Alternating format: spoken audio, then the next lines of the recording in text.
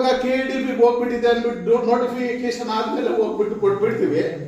ಕೊಟ್ಟಾದ್ಮೇಲೆ ಏನಾಗುತ್ತೆ ಅಂದ್ರೆ ಅವನ ಕೈಯಲ್ಲಿ ಅವನು ಉಳಿಸ್ಕೊಂಡ್ಬಿಡ್ತಾನೆ. ದೊಡ್ಡ ವ್ಯಕ್ತಿ ಅವನು ಹರೀಶ್ ಅಂದಿನ ಹೆಸ್ಬಿಟ್ಟು ದೊಡ್ಡದಾಗಿ ದುಡ್ಡು ಇಟ್ಬಿಟ್ಟವನಂತೆ, ಅವ್ನು ಬಿಡಿಸ್ಕೊಂಡ್ಬಿಡ್ತಾನಂತೆ. ಕೊಟ್ಬಿಡ್ರಿ ಅವನಿಗೆ ಅನ್ನೋದು ಫ್ಯಾಕ್ಟ್ ಇರ್ತದೆ. ಏನು 1966ನೇ ಆಕ್ಟ್ ಅಲ್ಲಿ 1ನೇ ಕಾಲಂ 2ನೇ ಕಾಲಂ 3ನೇ ಕಾಲಂ ಅಂತ ಇರ್ತದೆ. ಕಾನೂನಾತ್ಮಕವಾಗಿ ಬರಿಬೇಕು. ದುಡ್ಡು ಕೊಟ್ಬಿಟ್ಟ ಹರೀಶ 2 ಕೋಟಿ, ಅದಕ್ಕೆ ಅವನು ಜಮೀನ್ ಬಿಟ್ಟ ಅಂತ ಬರೆಯಕ್ಕಾಗಲ್ಲ ಅಧಿಕಾರಿ. ಕಾರಣ ಏನು ಅಂತ ಕೊಡ್ಬೇಕು.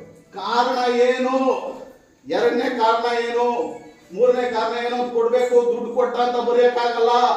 ಆ ಕಾರಣದಲ್ಲಿ 2000 ಎಕರೆನೂ ಇರ್ತದೆ. ಆ ಕಾರಣಕ್ಕೆ ಅನ್ವಯ ಆಗಿರ್ತದೆ. ಯಾವುದೇ ಕಾರಣಕ್ಕೂ ಅವನ ಕೈಯಲ್ಲಿ ಬಿಡಿಸ್ಕೊಳಕ್ಕಾಗಲ್ಲ ಅಂತ ಗಂಟಗೋಷ್ಠವಾಗಿ ಹೇಳ್ತೀನಿ ನಾನು. ಅರ್ಧ ಅಡಿ ಕೂಡ ಬಿಡಿಸ್ಕೊಳಕ್ಕಾಗಲ್ಲ. ಅವ್ನು ಯಾರೇ ಬೋಕರ್ ಗೋಳಿ ಮಗ ಆಗಿದ್ರು ಅರ್ಧ ಎಕರೆ ಬಿಡಿಸ್ಕೊಂಡ್ಬಿಟ್ಟು ಅಂದ್ರೆ 3ನೇ ದಿನ 2,500 ನಾನು ಬಿಡಿಸ್ತೀನಿ ಅನ್ನೋ ಚಾಲೆಂಜ್ ನಾನು ಮಾಡ್ತೀನಿ. ಅರ್ಧ ಎಕರೆ ಕೂಡ ಬಿಡ್ಸಕ್ಕಾಗಲ್ಲ. ಇದು ವಾಸ್ತವ್ಯ, ಇದು ಕಾನೂನು. ಪಾಪ ನಮ್ಮ ಅಣ್ಣ ಅವರು ಮಗಳಿಗೆ 5,000 ಊಟ ಹಾಕಿದ್ರಂತೆ. ಹಂಗೆ ನಿಮ್ಮ ಮನೆ ನೆಂಟ್ರನ್ನೆಲ್ಲ ಕರಿಬೇಕಣ್ಣ. ನಿಮ್ಗೆ ಅಣ್ಣ ಹೇಳ್ತಾ ಇರೋದು 5,000. ಅಯ್ಯಪ್ಪ ಅಂದೆ. ಆ ಚೂಟ್ರಿಯಲ್ಲಿ ನಾನು ಊಟ ತಕ್ಕೋಗಿದ್ದು 15 ಬ್ಯಾರಲ್ಲೂ ಊಟ ವೇಸ್ಟ್ ಆಗಿರೋದು. ಅಯ್ಯೋ ರಾಮ ರಾಮ, ಇನ್ನೆಷ್ಟ ಊಟ ಮಾಡಿದ್ರೆ ಅನ್ಕೊಂಡೆ ನಾನು. ಕೇಳಿದೆ ಯಾವ್ರವ್ರು, ನಾನು ಸಮ್ಮನಹಳ್ಳಿ ಅವ್ರದ್ದು. ಓ ಭಾರಿ ಶ್ರೀಮಂತರಣ ಅಂತ ನನಗೆ ಗೊತ್ತಿಲ್ಲ. ಆಮೇಲೆ ಅವರೇ ಬಂದು ಹೇಳಿದ್ರು, ನನ್ನ ಮಕ್ಕಳಿದೆ ನೀನು 5,000 ಜನನ ಹೆಂಗ್ ಮುಟ್ಟಿದೆ, ಹಂಗೆ ಪ್ರತಿದಿನ ಬೇಡ ನಿಮ್ಮೂರಲ್ಲಿ 1,000 ಜನ ಮುಟ್ಟು ಸಾಕು. ನಾವು ಗೆದ್ದೇ ಗೆಲ್ತೀವಿ.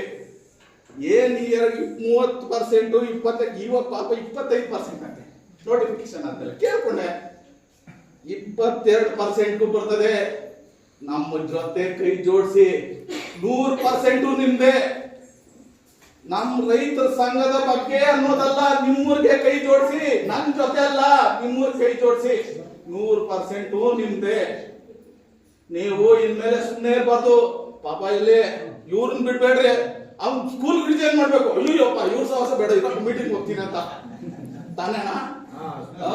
ಬಿಟ್ಬಾರ್ದು. ಅಯ್ಯೋ ಓಡೋಗ್ಬೇಕು, ಇರಪ್ಪ ಮೀಟಿಂಗ್ ಐತೆ ಅಂತ ಅವ್ನು ಕೇಳ್ಕೋಬೇಕು ವಿಚಾರ. ಓದ ಬಿಡೋ ಸತೀಶ ಬರ್ತಾನೆ ನಾಳೆ ಹೇಳ್ತಾನೆ. ಬೇಡ, ಕಲಕ ಹೋಗಿದ್ರು ಬಿಡೋ, ಏನೋ ಕೇಳ್ಕೊಂತೀನಿ. ನಾವಲ್ಲಿ ಟೆಂಟ್ ಹಾಕಿರ್ಬೋದು,